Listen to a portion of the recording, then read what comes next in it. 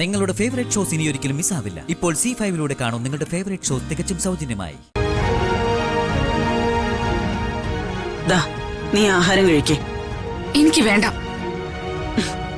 പട്ടിണി കിടന്ന് നിരാഹാരം നടത്തിയാലും നീ മനസ്സിൽ വിചാരിക്കുന്ന കാര്യം നടക്കുമെന്ന് കരുതണ്ട. വെറുതെ നിന്റെ ആരോഗ്യം കളയാതെ ചോറ് കഴിക്കേ. ഞാൻ മനസ്സിൽ ആഗ്രഹിച്ച കാര്യം നടത്തി തരണമെന്ന് അമ്മയോട് ഞാൻ അപേക്ഷിച്ചോ? ഇല്ലല്ലോ. എനിക്ക് വിശക്കുന്നില്ല, അതുകൊണ്ട് എനിക്ക് ആഹാരം വേണ്ട. തർക്കുത്തരം പറയുന്നോടി. അമ്മ പ്ലീസ്, എനിക്കൊരല്പ സ്വസ്ഥത വേണം. ദൈവത്തെ ഓർത്ത് അമ്മ ഇവിടെ നിന്ന് പോ. നീ ഇനി എന്തൊക്കെ പറഞ്ഞാലും ആരും ഈ വീട്ടിൽ അത്താഴപ്പട്ടിണി കിടക്കാൻ ഞാൻ സമ്മതിക്കില്ല. നീ കുറച്ച് ആഹാരം കഴിക്ക്. എനിക്ക് വേണ്ടെന്നല്ലേ ഞാൻ പറഞ്ഞേ. അമ്മേ, എന്താ ഇവിടെ പ്രശ്നം? ശ്രീ, എന്താ പ്രശ്നം? ഏയ്, ഒരു പ്രശ്നമില്ല മോനെ. ഞാൻ ഇവളോട് ആഹാരം കഴിക്കാൻ പറയായിരുന്നു, ഇവക്കേ വേണ്ടാന്ന്. അതെന്താ ശ്രീ, നിനക്ക് ആഹാരം വേണ്ടാത്ത? എന്ത് പറ്റി?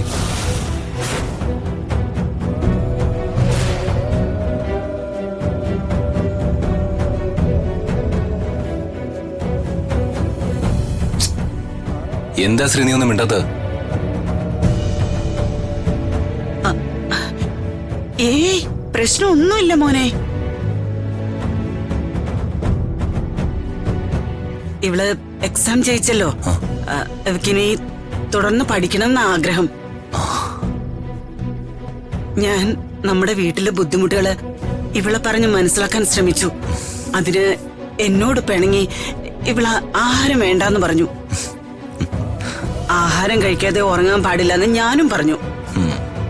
അപ്പോഴേക്കാ നീ വന്നത്. ഇത്രയുള്ള പ്രശ്നം?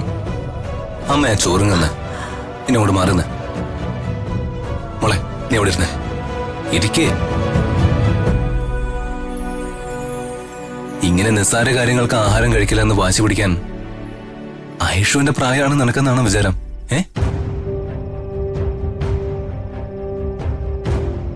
നിനക്ക് എന്തിനാണോ പഠിക്കാൻ ആഗ്രഹം, അതിന് നീ അപേക്ഷ അയക്കേ. ഏത് കോളേജിൽ നിനക്ക് അഡ്മിഷൻ കിട്ടിയാലും അതിന് പ്രൈവറ്റ് കോളേജ് ആണെങ്കിൽ പോലും ഈ ഏട്ടൻ നിന്നെ പഠിപ്പിക്കും. അതിനി എത്ര കാശ് ചെലവാക്കേണ്ടി വന്നാലും ഈ ഏട്ടൻ അത് ചെലവാക്കും.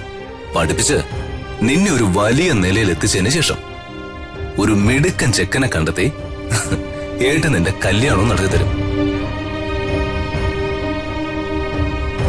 കഴിക്ക.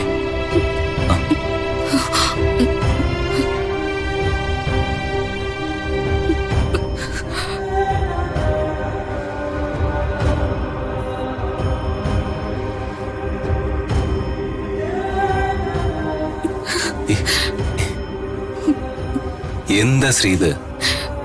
കൊച്ചു കുട്ടികളെ പോലെ കരയാതിരുന്ന ആഹാരം കഴിച്ചേ.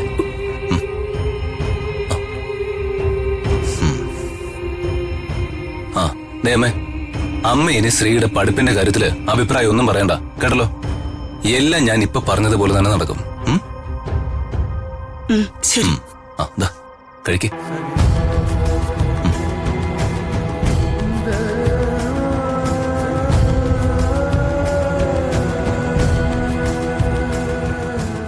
കഴിക്കേ.